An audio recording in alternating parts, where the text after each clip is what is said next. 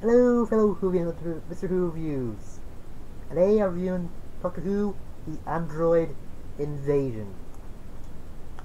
Um, in this, Doctor and Sarah Jane just come back to Earth.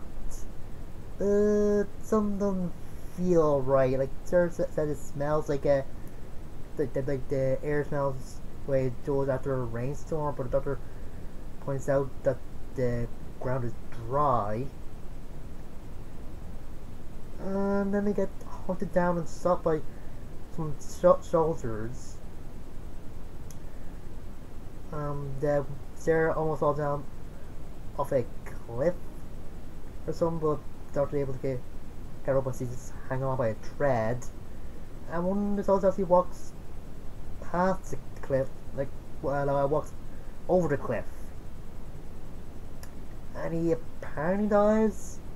But then a few scenes later, when the Doctor and Sarah find out they're in Dexon, the guy is standing walking. The whole town of Dexon and this inn seem to be abandoned until Doctor and Sarah hide, and there's like a few people in there. And Sarah says it was in Dixon 2 years ago about this story of this guy named Gradit. An astronaut that died in space when his satellite, the rocket got lost. Anyway, Doctor decides to go to the space station while Sarah stays hidden and just gets thrown out some information, and he gives her a TARDIS key. But it's just spotted really quickly, and as he runs to the TARDIS, and she's about to turn the key, but she's looking at this this thing that Doctor knows before, but he can't remember what it was. And the TARDIS just goes off, and Sarah thinks the Doctor left without her. And with the Doctor, he actually meets Grayston, and he's a bit curious why Grayston is in the Brigadier's office, and Grayston just tells him that the Brigadier is in a Yorkshire or something, and Colonel whatever is in charge for the moment. Grayston just go for a manhunt against the Doctor, before the Doctor, whatever. And Doctor gets captured, and this time Sarah is the one saving him. And I do like that when Doctor asks Sarah what's he doing there, and she's like, I'm saving you for a change. Yeah. Doctor Sarah do escape, and that's when they bump into Harry's Sergeant Benton. Yeah, later on they find out that everybody there, like Benton and Harry, all androids made by this race called the Crawl, and their leader Stammen.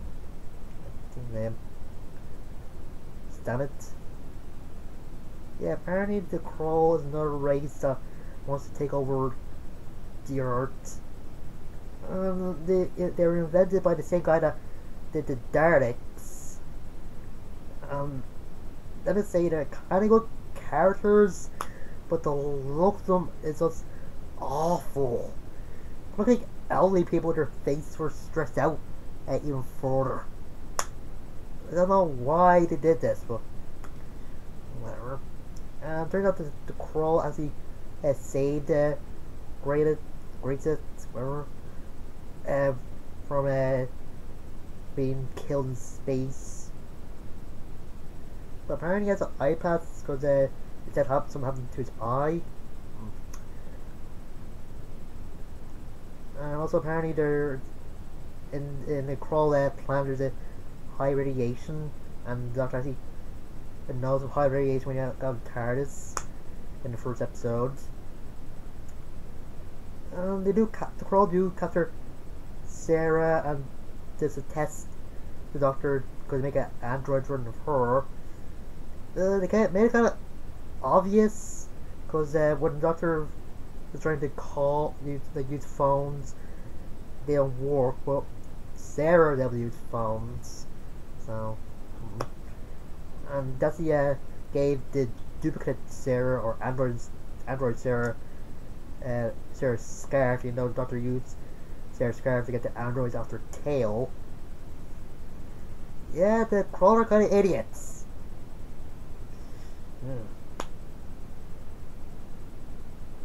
Anyway, eventually the Doctor and Sarah get captured and Raylan wants the Crawl to make an android of the Doctor.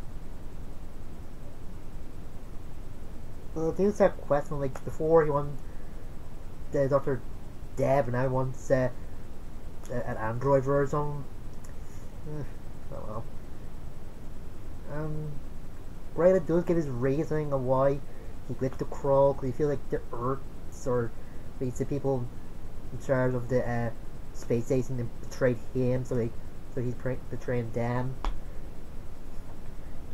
He does think that the Crawl are peaceful and they deserve to live, but they're so smart. But it turns out the Crawl wants to kill every on the Earth with this poison liquid. And they do try giving it to the Doctor and Sarah, but the Doctor convinced Sarah to use water as a way to get the guards to come into the cell that she's in, since the Doctor is taken away to get his memories implanted into an android. And apparently they got to put the poison water or poison liquid in Grace's ship and send out the android in the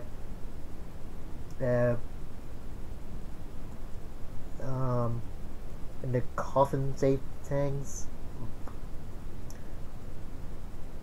And let's see. Dr. Sarah do escape, even though when Dr. Ken minds in the android, Sarah accidentally put the power up more, probably full setting. You know. And as they get into one of the coffin things, and Sarah does point out the flaw in the Doctor's plan, since they can either lose oxygen while they're in space, or just burn up in re-entry and then crash land on the Earth in a bad way. And apparently they're in two different capsules. Anyway, Dr. Sarah seems to be fine, and Sarah actually ends up where the TARDIS is. And she thinks she found the Doctor, but it turns out it's just his android. And they made another one for Sarah. I don't know why, since you don't turn up after she comes out the pod. I don't know. Anyway, then the Doctor thinks he's in time to stop the Crawl's plan, but there's like the space station's already been invaded by the androids. But this fight is robot self from it's kind of good, and Tom Baker just go playing a robot version of the Doctor. And actually reprograms his robot to confuse Steven. He's revealed to Raylan that there's nothing wrong with his eye, and the Crawl have been lying to him and brainwashed him, thinking that they're good. But him, Raylan and Stahl do die. And the episode ends with the Doctor and Sarah heading back to the TARDIS, and Sarah saying she's going home in a taxi, and Doctor making her offer of bringing her home to the TARDIS, or with the TARDIS. That's it. Yeah, apparently this story was inspired by the invasion of the Body Snatchers. I haven't seen a movie, but I can get that a little with this. But I think the Terror of the Zygons is more like that book, movie, whatever. But I will say it is a good episode, and the chemistry with Elizabeth Slaten and Tom Baker is as good as always. And this is the last appearance of Sergeant Benton and Harry Sullivan in the entire Doctor Who series. It's okay no to go on, I think, but whatever.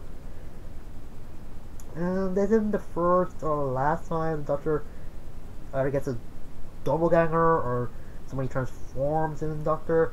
This is a good sci-fi thing, having a double of a character or protagonist that's in like your story or whatever. It's in a lot of things.